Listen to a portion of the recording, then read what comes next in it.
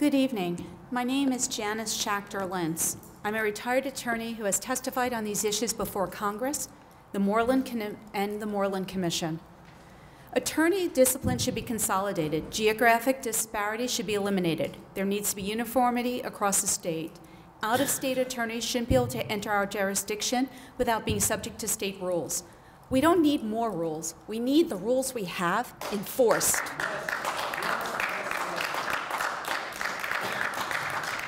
The perfect example of this is self-certification of paying child support, where every attorney must sign before they're readmitted to the bar every year. If an attorney does not pay child support, you can't go to the Bar Association and say they lied. Oh, sorry. Right, one moment, please. Now, we are not going to countenance any disruptions. Please observe the courtesy of allowing the witness to testify. We're trying to. If you are not on the witness list, you should not comment. They were saying that she can hear her. Okay. Can you hear me now? Yes. Great. So if an attorney, for example, self-certifies every year that they've paid child support, and you go to the Bar Association and say, no, they haven't, the Bar Association can't do anything because you're not a client. The dismissal of so many cases is concerning. Contrary to the self-serving statements in the Law Journal and the CJC by Mr. Tebekian, it is not a positive experience. Otherwise, Judge Laura Drago would be removed from the bench. The CJC should not be used as a model of excellence. The CJC should do a similar hearing, but they wouldn't dare. The matrimonial part has become pay to play, and it is a money-making operation for key individuals. Ethics are irrelevant. Part of the problem is the judges don't follow the rules and enforce their own orders. Hence, Judge Heitler is being investigated. How could she oversee the judges in her courts when she is allegedly dirty? This trickles down to the lawyers appearing before the judges who know the judges are corrupt. The lawyers are running ramshackle through our system. A centralized system would permit greater oversight. There needs to be greater transparency and accountability for attorneys. The public is clueless when they retain an attorney.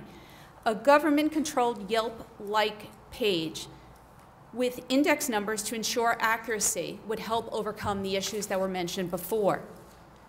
This way, complaints could be corralled and people could see who they're hiring. As Cy Sims said, an informed consumer is our best customer.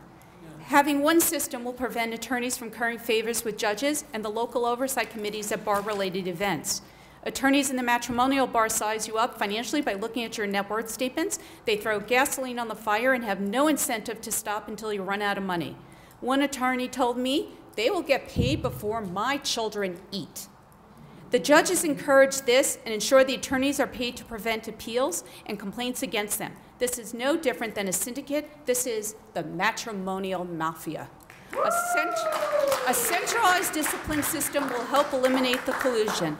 Attorneys' interest rates need to shift the market and/or be eliminated.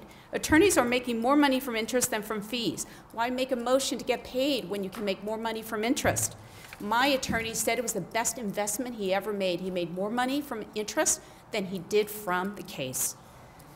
The billing practice need to be codified with strict censure. If an attorney fails to bill, my attorney failed to bill me for a year and a half. There was nothing I could do. If I filed a complaint, he would quit. Since I was the unmoneyed spouse, I'd be truly unrepresented, but I already was. Attorneys are no longer receiving bags of money, but receive career-enhancing favors, including, but not limited, contributing quotes to books, as my ex-husband's attorney did, receiving speaking engagements and/or free passes to conferences. This income should be disclosed each year on a state-controlled form, including provided the benefits similar to how politicians are supposed to report such benefits. Patterns of currying favor need to be disclosed and posted online for all to see.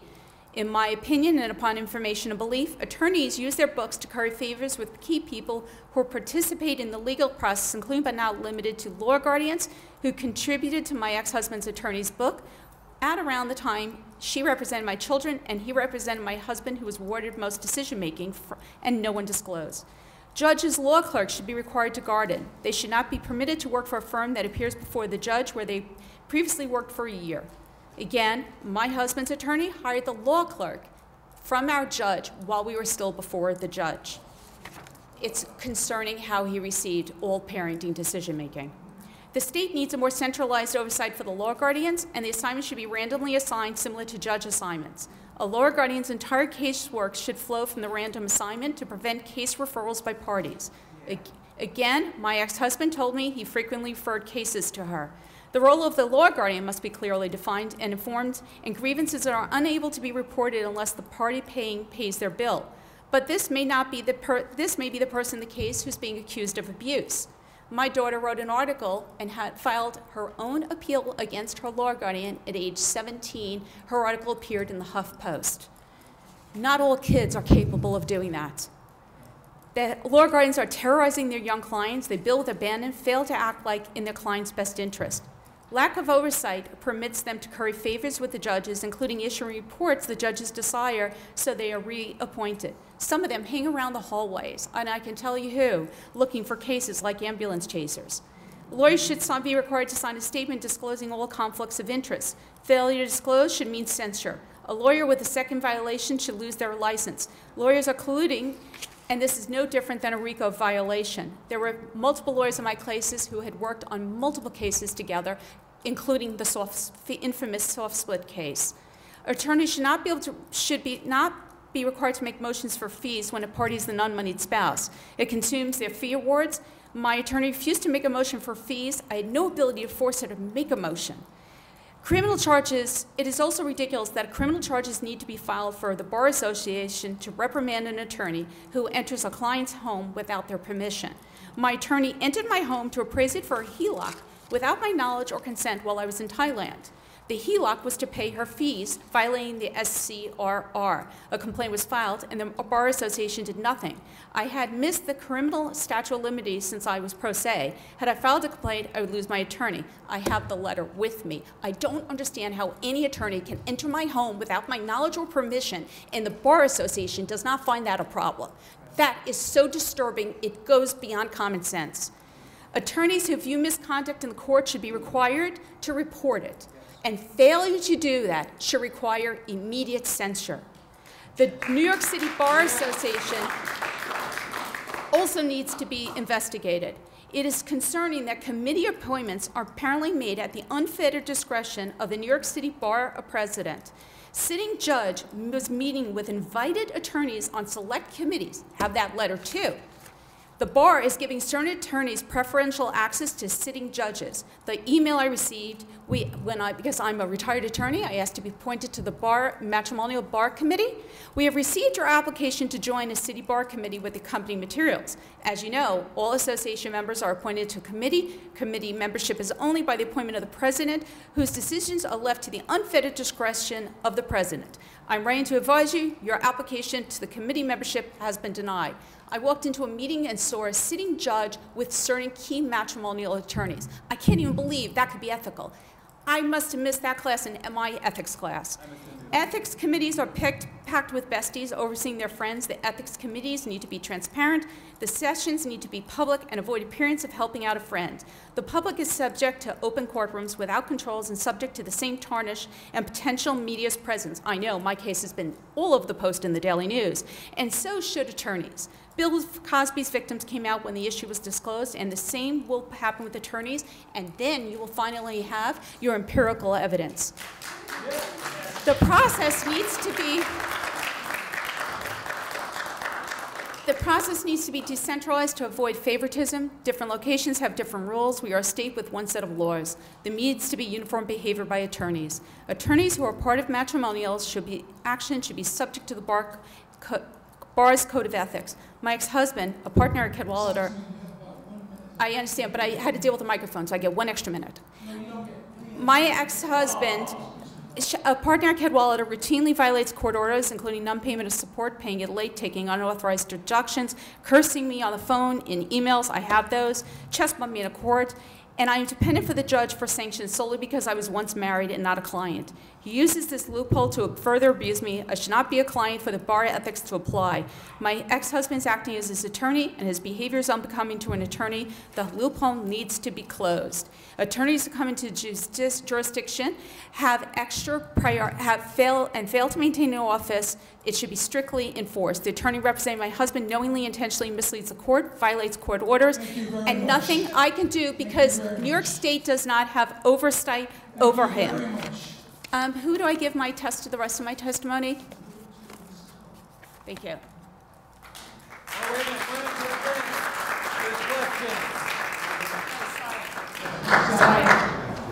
Sorry about that. Good afternoon.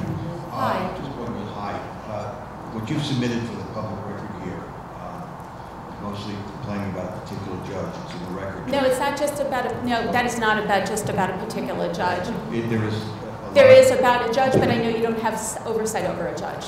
Okay, let me just finish my question. Sorry. Please, thank you very much. There's a complaint a lot about this judge, Judge Grager. You say in your submission, among other things, quote, she placed me in handcuffs 3 times and told me I was going to Rikers for 20 days. Did that get carried out? And did you file, by any chance, a complaint with the Judicial Conduct Commission? If so, was it addressed? It was not addressed. Did you file it? Oh, most certainly. And I took photographs. I had bruises all over my hands. I had a huge bruise on my neck from crying so hard because I was so beyond terrified. You cannot even fathom. And no, I was not sent to. She uses this as a terrorizing technique. I've been placed in handcuffs 3 times. I don't even have a jaywalking ticket. I think in total in my life I've gotten 2 parking tickets. It is unfathomable to me. And the reason I was placed down in handcuffs is because she was creating a record where she was lying, and I prevented her from doing that so I could appeal. Yeah, I think you've answered my question. Thank you very much. Thank you. Any other questions? Oh, come on. Somebody ask him. I would like to have the same questions directed to me as a former attorney as you have had to the other people, because otherwise it's giving the impression that our opinions don't really count or matter. Yes, yes.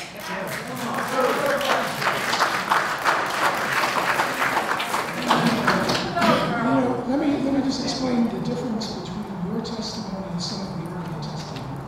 Your testimony focused on your case, your circumstances. No, actually you didn't. But you didn't address issues. You did mention uniform rules, a couple of things, but we understand the testimony. So if we don't have any you know what? I actually, as somebody who sits on federal, state, and city committees in my work arena and writes public policy, all the ear symbols you see around New York State for people with hearing loss, that's my work. So while I gave you empirical evidence, because that's what I can, the issues, if you look at are the same across the state, and there are women all across the state are having the same issues. But the problem is there aren't people like us on the committees, and we file the complaints. So I have the complaints, but they're always dismissed.